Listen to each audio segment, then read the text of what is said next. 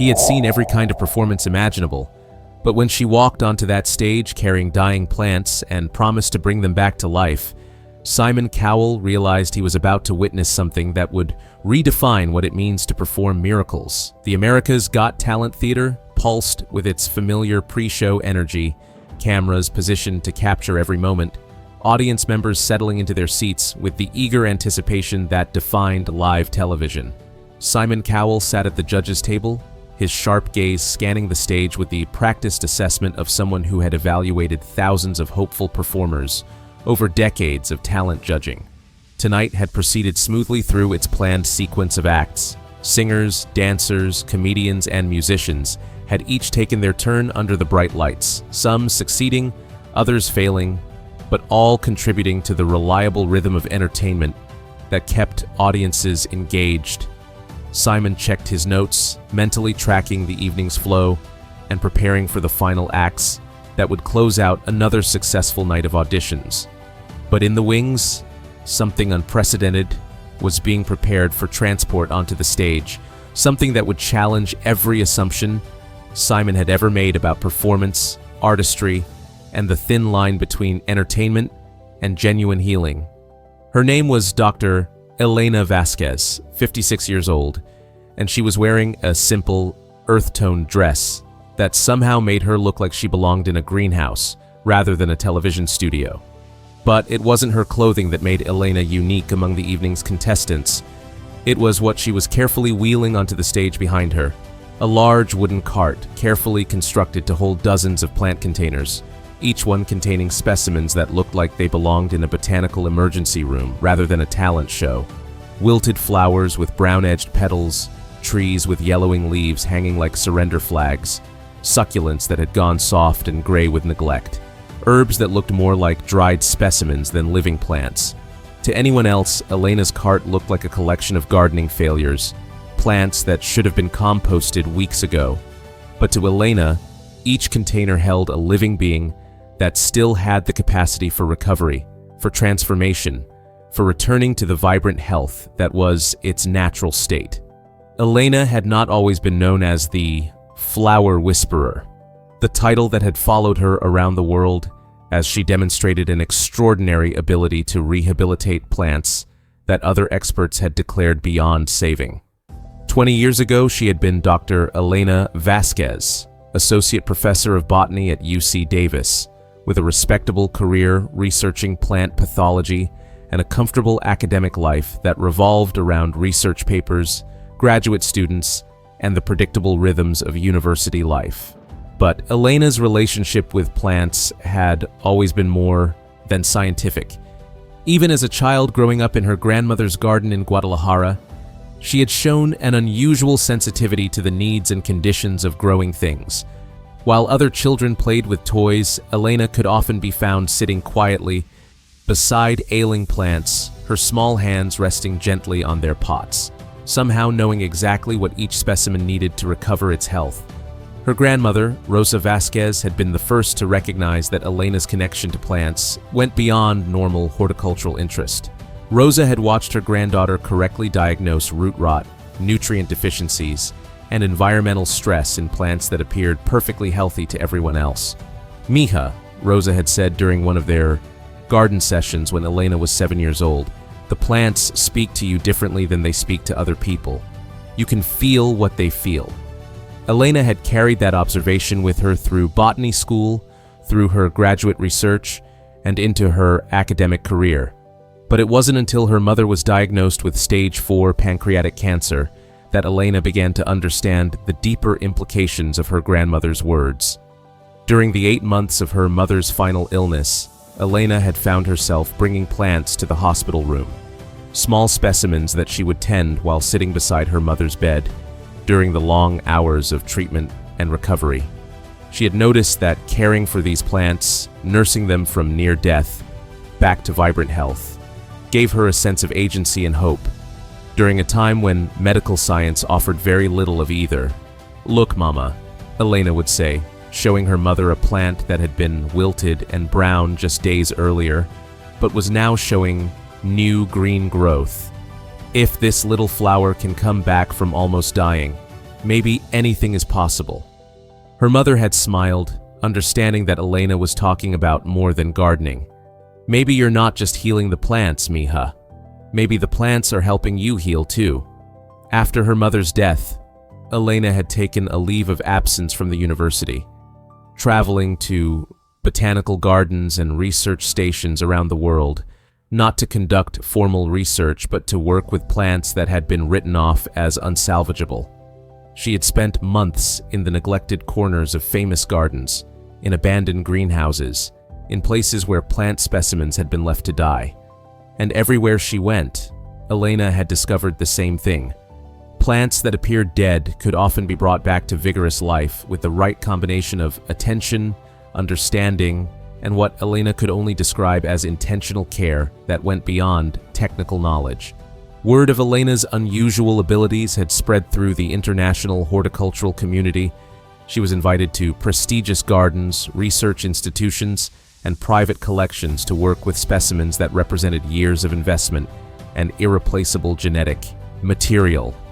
Plants that had survived wars, natural disasters, and centuries of cultivation were brought to Elena when traditional conservation methods had failed. Over 15 years, Elena had developed what she called empathetic horticulture, a practice that combined advanced botanical knowledge with intuitive understanding of each plant's specific needs, environmental history, and capacity for recovery.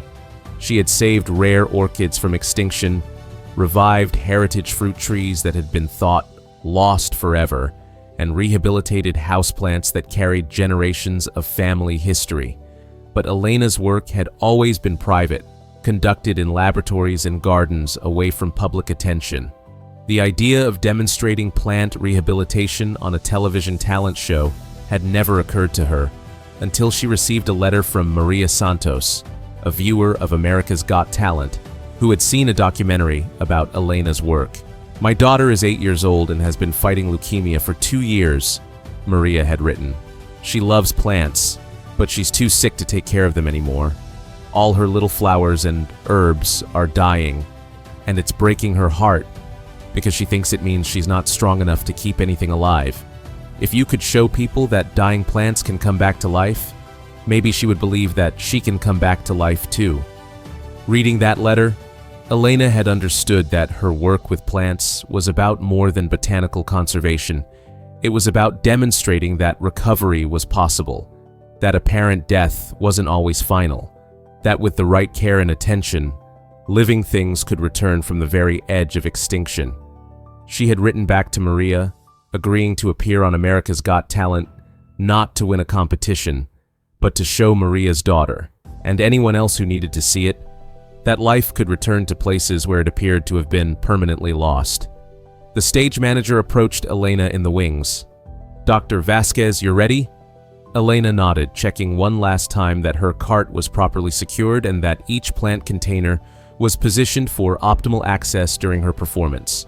She had practiced this demonstration dozens of times, but standing here in the wings of America's Got Talent, she realized that no amount of preparation could ready someone for the moment when private healing becomes public art. She wheeled her cart onto the stage, carrying 20 years of research, a lifetime of plant empathy, and the kind of faith that believes in resurrection, even when science suggests it's impossible. The audience's reaction was immediate confusion. Here was someone who appeared to be bringing a botanical disaster onto the stage of a talent show. The plants looked so far gone that several audience members whispered comments about whether this was some kind of comedy act or mistake. Simon leaned forward, his interest piqued by the novelty of what he was seeing. In 15 years of judging, he had never encountered a contestant who brought dying plants as their performance medium. "Hello," Simon said, his voice carrying across the theater. "I'm Simon, and I have to ask the obvious question. What exactly are you planning to do with those plants?" Elena smiled, the expression carrying both confidence and compassion. "My name is Dr. Elena Vasquez, and I'm going to bring these plants back to life." The audience murmured with skeptical interest. This sounded like either an elaborate magic trick or someone who was fundamentally confused about what constituted talent show material. "You're going to bring dead plants back to life," Simon repeated, not as a question, but as an attempt to clarify what he had just heard. They're not dead, Elena said gently. They're dying. There's a difference. Dead means no possibility of recovery. Dying means there's still time. Simon felt something shift in his understanding of what he was about to witness. This wasn't going to be a typical performance. And how exactly do you propose to accomplish this resurrection? One of the other judges asked. Elena's expression became more serious, more focused. For 20 years, I've been working with plants that other experts have given up on. I've learned that most of what we call dying is actually just severe stress, neglect, or environmental trauma. With the right care, attention, and understanding, most plants can recover completely. She gestured to her cart of ailing specimens. Each of these plants has a different problem. This orchid has root rot from overwatering. This succulent has been underwatered for months. This herb garden has nutrient deficiencies. This bonsai tree has been traumatized by repotting. Simon was fascinated despite himself. And you can fix all of these problems in how long? Give me 10 minutes, Elena said simply. 10 minutes to show you that with the right attention, dying things can choose life. The statement hung in the air like a promise that transcended gardening and entered the territory of hope itself. Whenever you're ready, Simon said, understanding that he was about to witness something unlike anything he had seen in his years of judging talent. Elena moved to her cart and began working with the focused intensity of an emergency room physician. But instead of medical instruments, she used her hands, small tools, water, specialized soil mixtures, and what appeared to be an intuitive understanding of exactly what each plant needed at precisely that moment. She started with the orchid, gently removing it from its waterlogged container and examining the roots with the care of a surgeon. Her hands moved with practiced precision, trimming away diseased tissue, treating the healthy roots with what appeared to be a custom-prepared solution, and repotting the plant in fresh, specially formulated medium. This orchid has been loved to death, Elena explained as she worked, her voice carrying to every corner of the theater through her wireless microphone. Someone cared so much that they watered it every day. But orchids don't want daily attention, they want the right attention at the right time. The audience watched, mesmerized as Elena's hands seemed to communicate directly with the plant. Within minutes, the orchid's drooping flowers began to lift slightly, responding to the immediate relief of proper drainage and root care. Elena moved to the succulent, which had shriveled to what looked like a gray, lifeless husk. She removed it carefully from its bone-dry soil, examined its root system, and began a delicate process of rehydration that involved specialized water solutions and careful temperature control. This little one has been in survival mode for months, Elena said, her voice carrying genuine affection for the plant. When succulents don't get water, they retreat into themselves, conserving every bit of moisture they have left. They look dead, but they're just waiting. As Elena worked, the succulent's shriveled leaves began to plump slightly, color returning to tissue that had appeared permanently desiccated. Simon found himself completely absorbed in watching someone practice what could only be described as medical botany. Elena's technique was precise, her understanding of each plant's needs immediate and intuitive, her movements suggesting years of experience with botanical emergencies. Elena continued through her cart, working with each specimen according to its specific needs. The herb garden received carefully measured nutrients and pH adjustment. The traumatized bonsai tree was gently repositioned in soil that accommodated its damaged root system. But it wasn't just Elena's technical skill that captured the audience's attention, it was her obvious emotional connection to each plant. She spoke to them quietly as she worked, her hands moving with the gentleness that people usually reserved for injured animals or sick children. "You've been through so much," she murmured to a wilted rosebush as she pruned away dead tissue and treated the remaining stems. "But you're stronger than what happened to you. You can grow back even more beautiful." The audience realized they were watching something that transcended performance and entered the territory of genuine healing. This wasn't entertainment. This was a master practitioner demonstrating a form of care that most people had never seen applied to plant life. As Elena worked through her final specimens, the changes in her cart became undeniable. Plants that had looked beyond saving when she started were showing clear signs of recovery. Leaves that had been drooping lifted toward the stage lights. Stems that had appeared desiccated showed new firmness. Colors that had faded to brown and gray began returning to green. "How is this possible?" asked one of the judges, clearly moved by what they were witnessing. Elena paused in her work and looked directly at the judges. "Plants want to live," she said simply. "They have an extraordinary capacity for recovery if someone pays attention to what they actually need instead of what we think they need." She gestured to her cart, which now held plants that looked like completely different specimens from what she had wheeled onto the stage 10 minutes earlier. "But this isn't just about gardening," Elena continued. "It's about refusing to give up on things that still have life in them. It's about understanding that sometimes what looks like dying is just waiting for the right care." Simon felt something break open in his chest. This woman had just demonstrated something that challenged fundamental assumptions about recovery, resilience, and the possibility of transformation. Then, Simon did something he had never done in his 15 years of judging. He stood up from the judges' table and walked toward the stage, not to criticize or evaluate, but to understand. "Elena," Simon said as he climbed onto the stage, "can I ask you something?" She nodded, still standing among her now vibrant plants. "This isn't really about plants, is it?" Simon asked quietly. Elena's eyes filled with tears, but she was smiling. "No," she said. "It's not just about plants, it's about believing that recovery is possible even when experts say it isn't. It's about paying attention to what's still alive instead of focusing on what appears to be dying."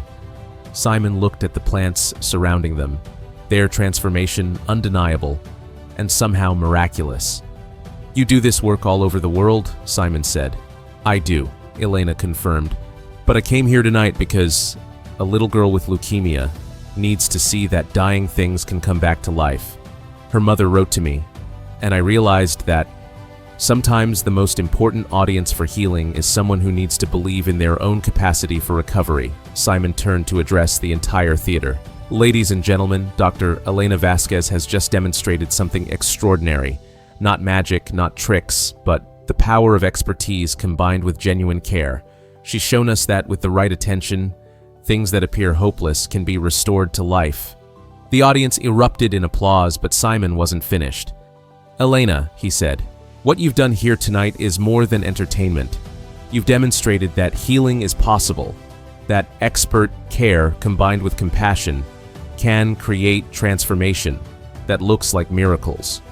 As the golden buzzer activated and confetti fell around them, Simon found himself standing in a garden that had been created from apparent death, understanding that he had witnessed something that challenged everything he thought he knew about the relationship between care and recovery. After the cameras stopped rolling, Simon spent time with Elena, learning more about her extraordinary work and the philosophy that guided her approach to botanical healing. "You know what moved me most about your performance?" Simon asked. "It wasn't just that you saved those plants, it was watching you treat each one as an individual, with specific needs and specific capacity for recovery." Elena nodded, carefully packing her now healthy plants for transport back to her greenhouse. "Every plant has its own story, its own trauma, its own path back to health. My job isn't to force them to recover. It's to create conditions where they can choose life." Simon realized he had learned something profound about the difference between giving up on something and understanding what it actually needs to survive. 6 months later, Elena established the Plant Recovery Foundation, working with hospitals, schools, and therapeutic programs to demonstrate how caring for plants could help people understand their own capacity for healing and recovery. Maria's daughter, the 8-year-old leukemia patient who had inspired Elena's AGT audition, became one of the foundation's first participants. Working with Elena, she learned to nurse her own plants back to health, developing confidence in her ability to care for living things even while she was receiving treatment for her own illness.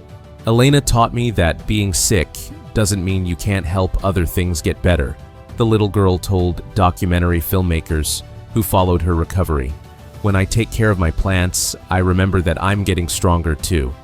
The Foundation's programs expanded to include work with veterans suffering from PTSD, elderly residents in care facilities, and children dealing with family trauma. Elena's empathetic horticulture became a recognized form of therapeutic intervention, teaching people that the skills required to heal plants, attention, patience, understanding, refusing to give up, were the same skills required to heal themselves.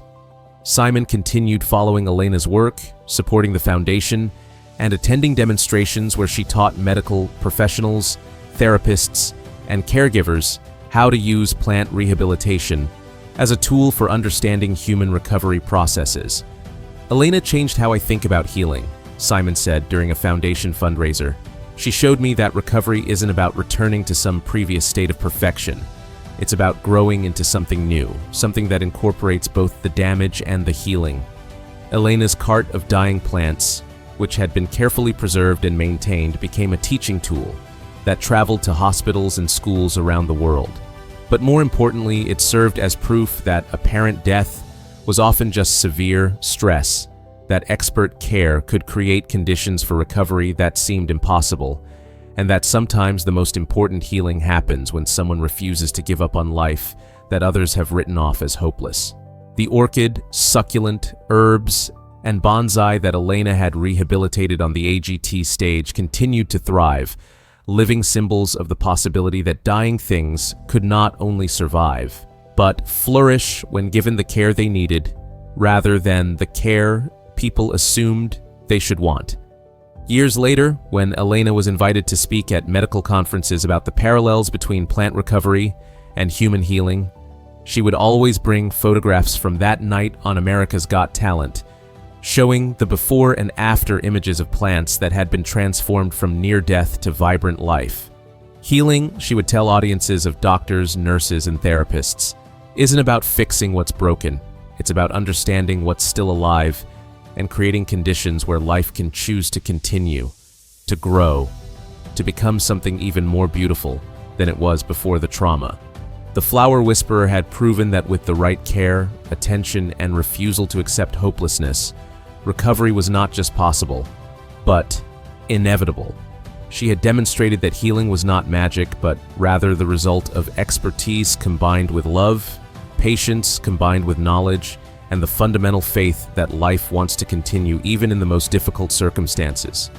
It wasn't just television that night, it was a masterclass in the art of healing, a demonstration that miracles happen when someone pays attention to what's still alive instead of focusing on what appears to be dying, and proof that sometimes the most profound performances are the ones that show us how to nurture life back from the very edge of surrender. In the weeks following Elena's performance, the video of her plant rehabilitation became a sensation that transcended typical viral content. Medical schools began studying the footage for what it revealed about the healing process itself. Elena's methodical approach to each plant's specific needs became a model for understanding human therapeutic intervention. Dr. James Mitchell, a palliative care specialist at Johns Hopkins, wrote in the Journal of Medical Humanities, "Dr. Vasquez's demonstration reveals something profound about healing that we often lose sight of in high-tech medical practice. Her plants responded not to dramatic interventions, but to precise, individualized care that addressed each specimen's actual needs." Elena received thousands of letters from viewers around the world, but none moved her more than the follow-up letter from Maria Santos, whose daughter had inspired Elena's AGT audition. "Isabella watched your performance 12 times, Maria wrote. Each time she points to a different plant and says, 'That one looked like me when I was really sick, but look how beautiful it is now.' Yesterday, for the first time since her diagnosis, she asked when she could start taking care of plants again. Elena realized that her performance had accomplished exactly what she had hoped, demonstrating to a little girl fighting for her life that recovery was not just possible but natural when the right conditions were created. The Plant Recovery Foundation's first major initiative was establishing healing gardens in children's hospitals across the country. These specialized spaces combined Elena's rehabilitation techniques with child-friendly educational programs that taught young patients how caring for plants could help them understand their own healing processes. At Children's Hospital of Philadelphia, 8-year-old Marcus, who had been born with a congenital heart defect, became one of the program's most dedicated participants. "The doctors keep telling me I'm broken," Marcus told Elena during one of her visits. "But the plants you gave me were broken too, and now they're beautiful. Does that mean I can be beautiful, even if I'm different?" Elena knelt beside Marcus's hospital bed, where 3 small plants that he had nursed from near death were now thriving in the window sunlight. "Marcus," she said gently, "you were never broken. Your heart just grows differently than other hearts, the same way some plants grow differently than others. Different doesn't mean wrong. It means special." Elena's work expanded to include rehabilitation centers for veterans, nursing homes for elderly residents, and schools for children dealing with trauma. In each setting, she adapted her plant therapy techniques to meet specific therapeutic goals. Elena's therapeutic approach became known as botanical mirror therapy, the idea that caring for plants with similar trauma histories could help humans understand their own capacity for post-traumatic growth. Simon's Foundation provided funding for Elena to establish training programs where healthcare workers could learn to incorporate plant rehabilitation into their professional practice. The training emphasized Elena's core philosophy, that healing happened not through forcing recovery, but through creating optimal conditions where life could choose to continue. Elena taught us that the question isn't, "How do we fix what's broken?" explained Dr. Sarah Chen, a trauma therapist who completed Elena's certification program. "The question is, what does this living being need to thrive?" Years after her AGT audition, Elena was invited to return to the show as a guest expert. During that return appearance, she brought the original plants from her audition, the orchid, succulent, herbs, and bonsai that had been transformed from near death to vibrant life. "These plants have been with me for 5 years now," Elena told the audience. "They're not just surviving, they're thriving. The orchid blooms twice a year. The succulent has produced dozens of offspring. The herbs are more aromatic than they ever were before their crisis." She paused, looking at the plants that had become symbols of recovery for thousands of people around the world. "These plants teach us something important about healing," Elena continued. "Recovery isn't about returning to some previous state of perfection. It's about integrating our experiences, both the trauma and the healing, into something new, something that's often more resilient and more beautiful than what existed before." Isabella, Maria's daughter, had completed her leukemia treatment and was now a healthy 13-year-old who volunteered at the Plant Recovery Foundation's programs for other sick children. Isabella had written to Elena, "I want to become a plant doctor like you when I grow up. Not because I was sick, but because I learned that helping things heal makes you strong in ways that never having problems doesn't." Elena realized that her work had come full circle. The little girl who had inspired her AGT audition had become a young woman who understood that healing others was itself a form of healing. The cart of dying plants that Elena had wheeled onto the AGT stage was eventually retired to a place of honor at the Foundation's headquarters, but its legacy lived on in thousands of other plants that had been brought back from the edge of death, in hundreds of people who had learned to see their own struggles as opportunities for growth. Elena continued traveling the world, working with plants and people who had been written off as beyond help. But she always carried with her the lesson that had defined her life's work, that with the right care, attention, and refusal to accept hopelessness, apparent death was often just the beginning of a different kind of life.